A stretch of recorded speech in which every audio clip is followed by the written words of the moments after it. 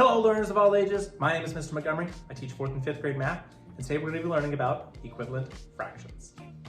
So you've made it 4th grade to the fraction section. Fractions are sometimes intimidating, sometimes scary, but they're not as scary as what you think. First thing that we're going to be looking when it comes to fractions are equivalent fractions.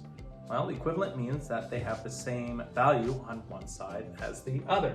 As you can see, the equal sign is in between these two fractions. I have 1/2 and something's missing on the top. The top part of a fraction is called a numerator and the bottom part of a fraction is called the denominator. So I have both my denominators for both fractions, but I'm missing one of the numerators. How can we figure out what that missing numerator is? There actually is a trick that has to do with multiplication, or if you really want to see it, division. So the trick that I always teach my 4th graders is, well, I'm going from the number 2 to the number 4. How did I get there using multiplication? Yeah, I multiplied by 2.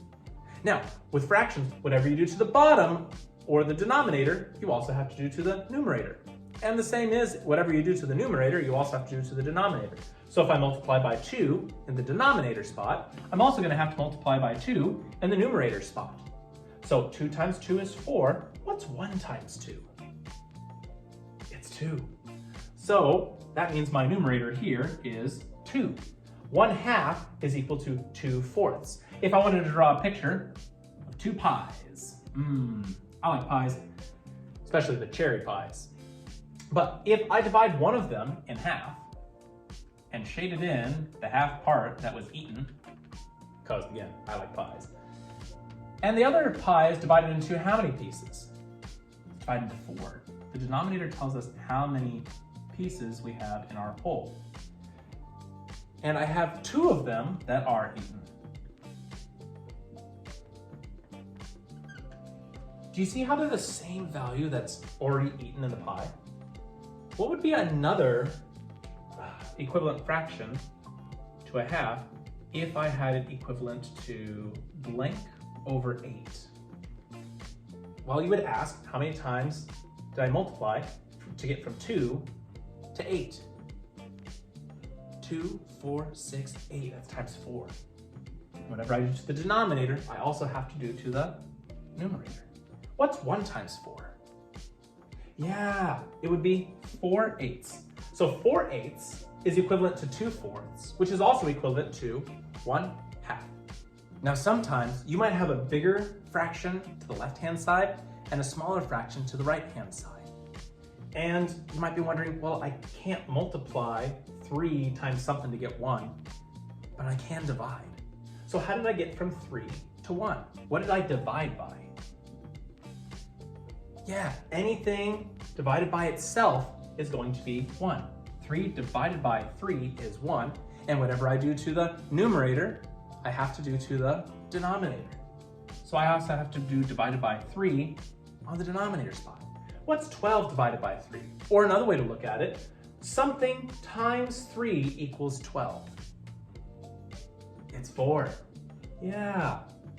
So 3/12 is equal to 1/4. They're both equivalent fractions. So let's test your skills. I have both numerators and denominators for both fractions.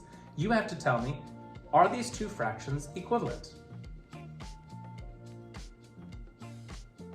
Well, what would my first step be? I could choose either the numerator or the denominator. To get from 1 to 6, I would have to multiply by 6. So I'm going to put times 6 up here. Now, whatever I do to the numerator, I have to do to the denominator. Multiply by 6. What is 6 times 6? It's 36, not 30. So these two fractions are not equivalent. All right, my 4th grade friends, if we take a look at page 139 in our workbook, we will see that we have 2 practice problems today. Practice problem number 3 and practice problem number 8.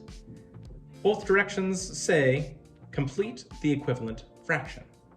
They both are missing something in the numerator spot. For the first one, I have 1/3 is equal to something 9ths.